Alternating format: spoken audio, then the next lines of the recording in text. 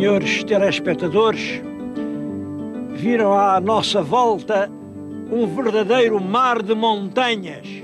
Bom, e se a Câmara concedisse dar a volta toda, não dá porque estamos de um dos lados do cabeço, eram só montes e montes que se viam.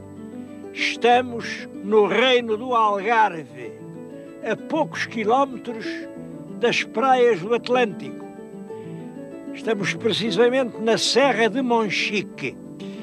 O meu telespectador vê aqui atrás de mim uma vila muito branca, muito bonita. É Monchique, é a vila de Monchique. E é precisamente ao concelho de Monchique que nós vimos fazer uma visita para falar do bem e do mal, dos problemas, das esperanças e das realidades do concelho de Monchique. Estou-lhes a falar num sítio célebre, é Picota. Picota é um monte, não é o mais alto do concelho, o mais alto é a Foia, a famosa Foia. A Foia está na nossa frente, atrás da vila, e a gente já lá vai. Agora, aqui, a Picota, apesar de ser um bocadinho mais baixa, eu acho que ainda tem uma vista mais deslumbrante. É uma erupção rochosa de uma rocha estranha. À primeira vista parece granito, mas realmente não é granito. A análise revela que isto não é granito.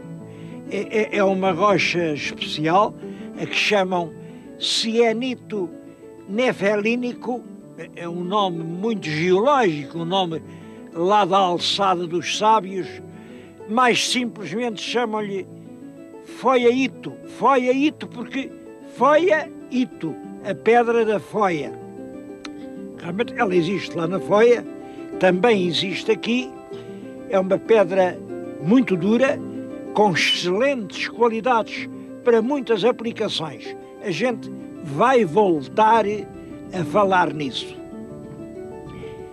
Eu disse-lhes que a Foia era o ponto mais alto e, portanto, segue-se irmos até lá. Contem já com uma certa decepção.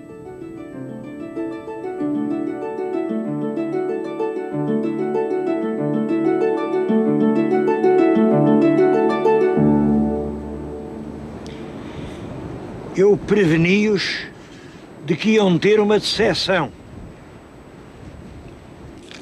Isto é uma grade, não posso passar para o lado de lá. Antigamente havia ali um miradouro, que era o mais belo miradouro de todo o sul de Portugal. Daqui avistava-se desde o Atlântico até às planícies de Beja. Nos dias claros, até a Torre de Beja se via e até os contrafortes azuis da Serra da Rábida. Bom, hoje não se vê nada, não é só por causa do nevoeiro, não. É que em 1940, tempo de guerra, quando nós tínhamos realmente que zelar pela nossa neutralidade, pela nossa soberania, foi preciso pôr aqui uma instalação militar. Mas isso foi em 40. Depois de 40 veio 50, 60, 70, 80, 90. Estamos no ano 2000 e a instalação continua aqui. E está aqui uma estação de radar para detectar a aproximação do inimigo.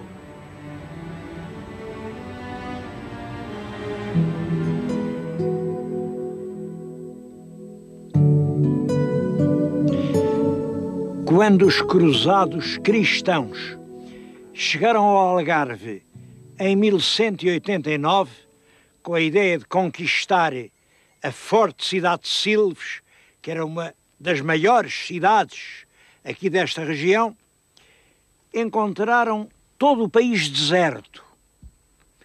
Não havia viva alma. Bom, o que acontecia era isto. 4 meses antes, tinha passado aqui uma outra armada de cruzados. Os navios tinham fundeado em Portimão e os cavaleiros tinham corrido estes vales, subido a estas montanhas e passado toda a população, os homens, as mulheres, os animais e até as crianças tinham-nos passado todos a fio de espada. Não havia sequer uma alma viva. Desde então, houve terras que nunca mais ressuscitaram. Eu estou-lhes a falar numa delas.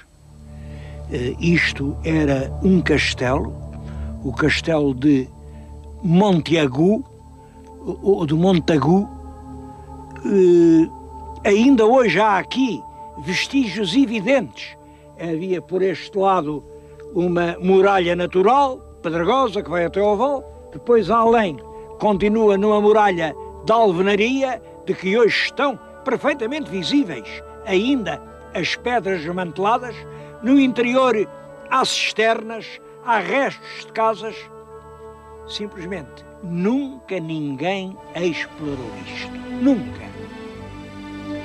Eu vou deixar aqui um pedido à Câmara Municipal de Monchique que, num dos próximos verões, aproveite a vocação e a dedicação da gente nova e concursos de juventude, gente que queira descobrir o passado, venham aqui e limpem deste mato que tapa tudo o castelo de Montagu, de maneira que nós possamos ficar a saber, afinal, o que é este mistério.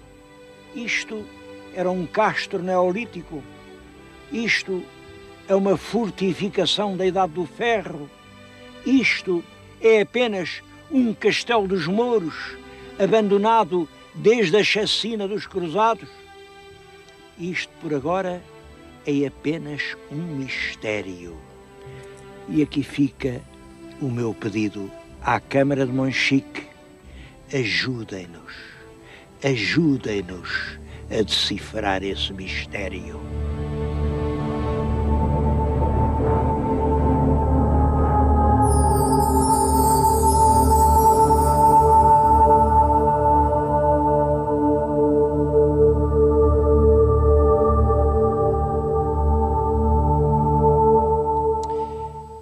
Depois da chacina dos cruzados, toda esta região mergulhou, como não podia deixar de ser, numa profunda decadência.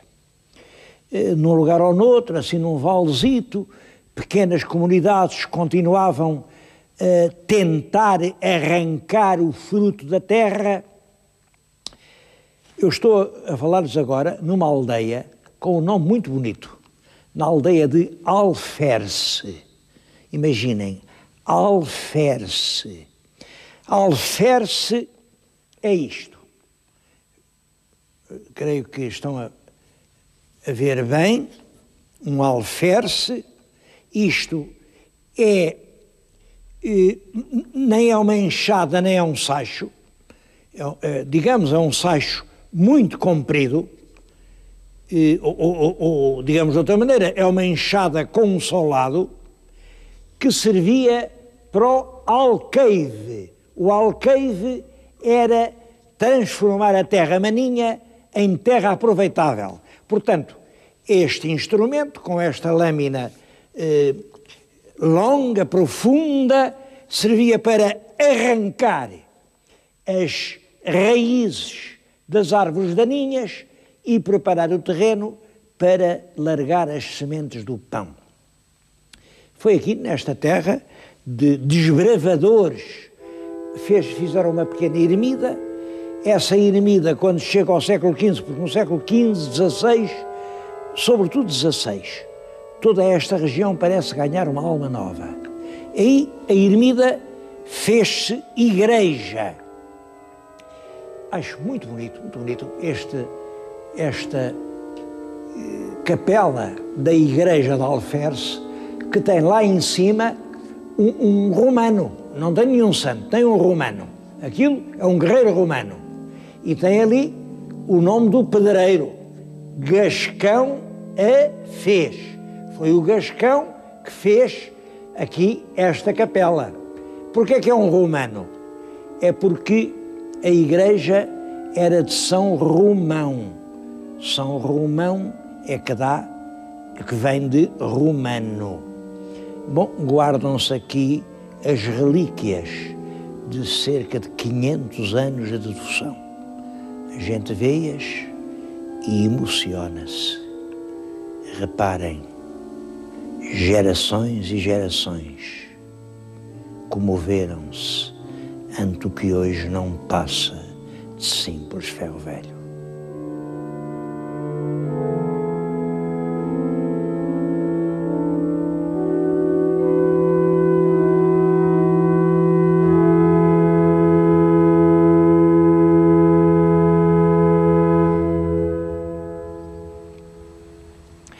Em todo o concelho há paisagens extraordinárias e inesperadas que praticamente ninguém conhece. Nessas paisagens há muitas vezes lendas carregadas de sentido. O meu telespectador está a ver que atrás de mim há uma cavidade profunda. Isto tem centenas de metros até lá abaixo. A sombra não deixa avaliar isso, mas é um barranco enorme. É o barranco do Demo. Na Idade Média evitava-se dizer diabo, porque isto do diabo, o diabo não gosta que falem nele. O Demo, o barranco do Demo. Agora imaginem isto. Um português aqui de Monchique andava lá em Marrocos, acho que foi preso pelos piratas, andava por lá, e falava com os marroquinos.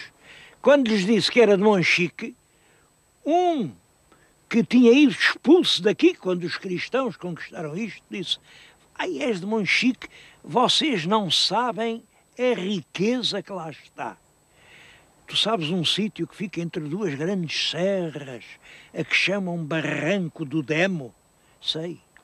"Ora bem, lá no Barranco do Demo, vocês não imaginam o que lá está. Está um tacho enorme, com uma tampa. E a tampa tem duas asas fortíssimas. O tacho está cheio de moedas de ouro. São o bastante para enriquecer todos os algarvios. Só que vocês ainda não deram com ele, nem dão, porque o tacho só vai aparecer depois de terem gasto as asas da tampa. Há muita gente a puxar pelas tampas do tacho, tanto puxam, que acabam por gastá-las.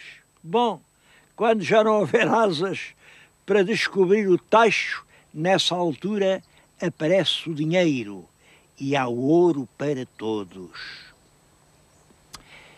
Meus queridos amigos, até hoje o ouro não apareceu. Eu acho que as pessoas continuam todas a puxar pelas asas do tacho. E enquanto puxarem não há nada para ninguém.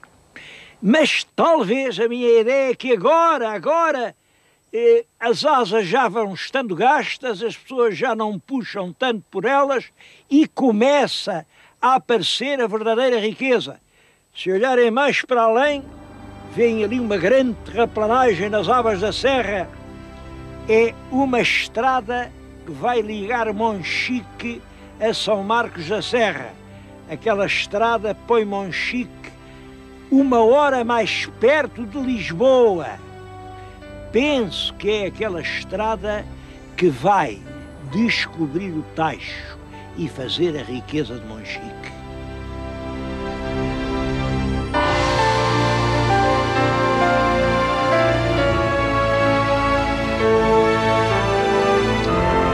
Um monumento extremamente curioso é a matriz de Monchique. Reparem, eu estou de frente da matriz, veem aquele pórtico, é um pórtico manuelino, e mais, é o manuelino da primeira fase. Se forem ali ao pórtico sul, igualmente manuelino, isto lembra muito as construções dos primeiros tempos de Dom Manuel.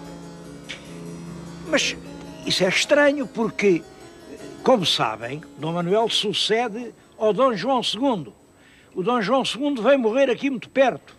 Dom João II veio aqui às termas de Monchique, não se deu bem e foi morrer a Alvor, porque aqui em Monchique não havia casa onde o rei se pudesse instalar. Portanto, era uma coisa insignificante, era um lugarejo. Não havia sequer um telhado para o rei viver. Ora bem, e é nesse sítio onde não há uma casa onde o rei se possa aposentar que Dom Manuel manda fazer esta igreja, que é realmente monumental. É uma igreja que comemora qualquer coisa. Bem, o que é que a igreja comemora? Como sabem, sabemos hoje que os Jerónimos foram feitos para comemorar a morte de Dom João II. O Dom João II, quando veio às Caldas de Monchique e foi morrer a Alvor, a 2 passos daqui, penso que também este monumento, também esta matriz de Monchique, é uma evocação, é um dar graças a Deus pela morte de Dom João II.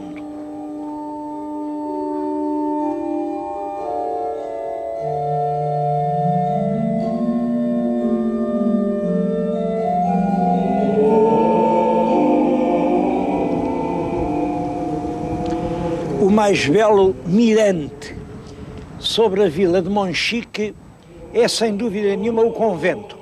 Eu estou agora a falar-lhes o convento. O convento é um convento de frades da Ordem Terceira regular de São Francisco e foi fundado em 1632 por um homem que depois veio a ser vice-rei da Índia, um tal Pedro da Silva. Foi ele que era aqui do Algarve e fez aqui um convento que deve ter sido lindíssimo. Hoje está inteiramente em ruínas. É curioso que há uma lenda que eu vou contar, porque, bom, depois perceberão porque é que eu acho tanta graça à lenda. Dizem que o Dom Pedro da Silva e um amigo dele, quando vinham da Índia, viram-se ameaçados por uma terrível tempestade. Os navios estavam quase a naufragar e eles fizeram uma promessa: na primeira terra que a gente vir ao longe, fazemos um convento em honra do São Francisco. Bom, e assim foi, viram a terra do Algarve, realmente esta Serra de Monchique vê-se de muito longe, e o Pedro da Silva fez este convento, o Diogo Gonçalves foi fazer um convento em Portimão. Eu acho graça a isto porque há em Portugal muitas lendas deste género. Navegantes perdidos entre as tempestades do mar e que juram que se chegarem à terra fazem... Olhem, como sabem, eu tenho uma grande ternura pela Beira Baixa porque sou muito ligado às donas.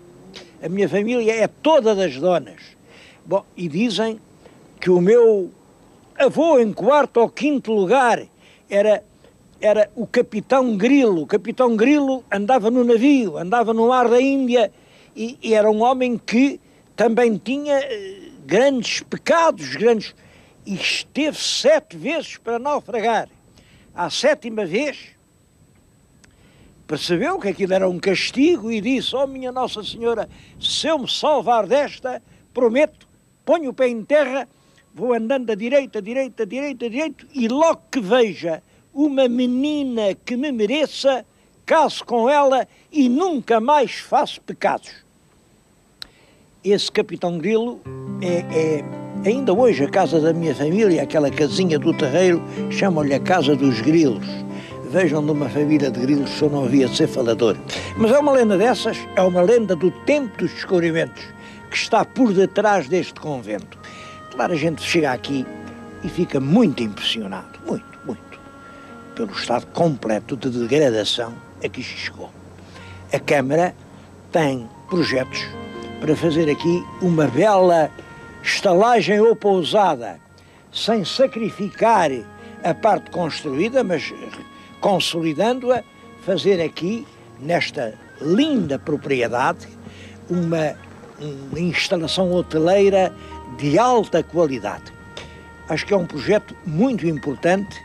Não se trata só deste convento, trata-se muito mais do que isso. Trata-se de ganhar ou perder a Batalha do Algarve.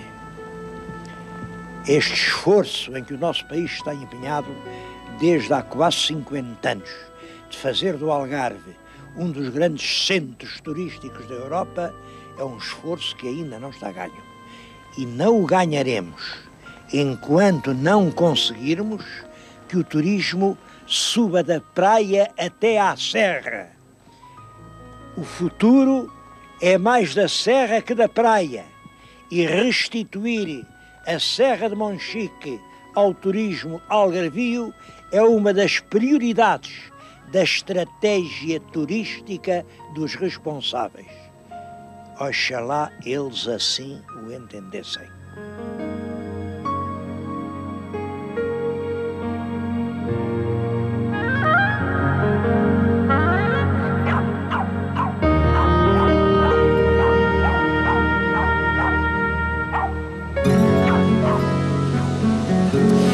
Mas eu tenho que acabar o programa e queria dizer-lhes isto.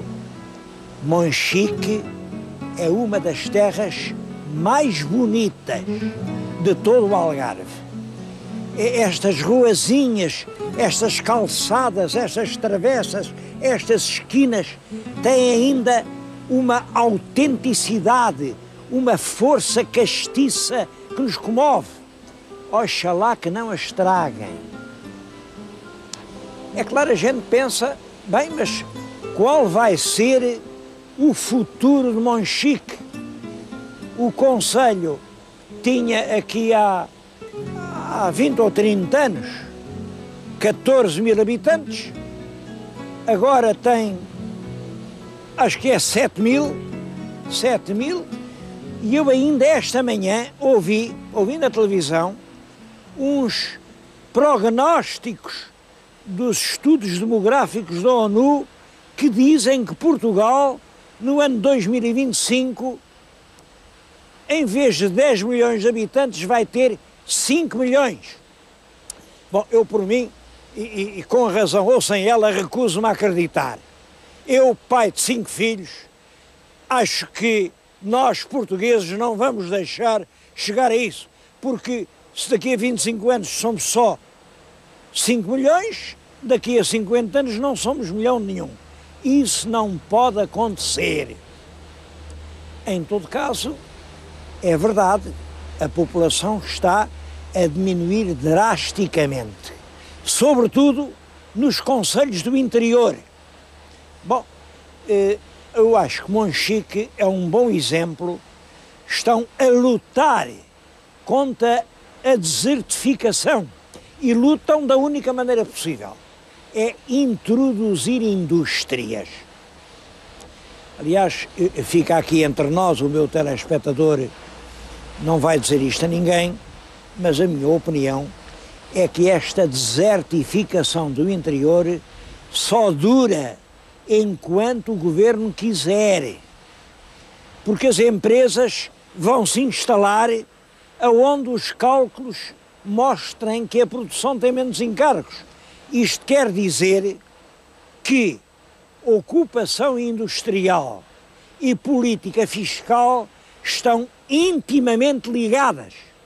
Quando houver um governo que disser as indústrias que forem para o interior não pagam imposto, as indústrias fogem todas do litoral e nessa altura são as cidades litorais que vão ficar desertas. Bom, mas isto é um sonho, não sei quando vai acontecer.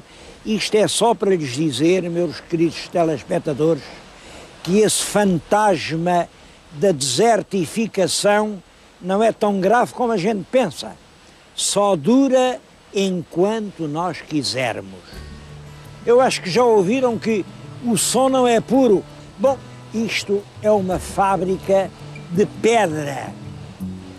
Uma fábrica que está a desmontar estas montanhas. Isto é cianite, isto está a ser exportado em grandes quantidades. Olhem, para o Japão, o Banco Central do Japão é revestido desta pedra. Para a Coreia, para a China, para a Alemanha, para a Inglaterra, para a Suécia. Agora estão a fazer em Manchester um grande anfiteatro, é todo nesta pedra. É um granito mais duro, é um granito que ninguém risca. Bom, isto ocupa aqui muitas dezenas de pessoas e dá milhões de contos de rendimento ao país. Bom, não é só a pedra.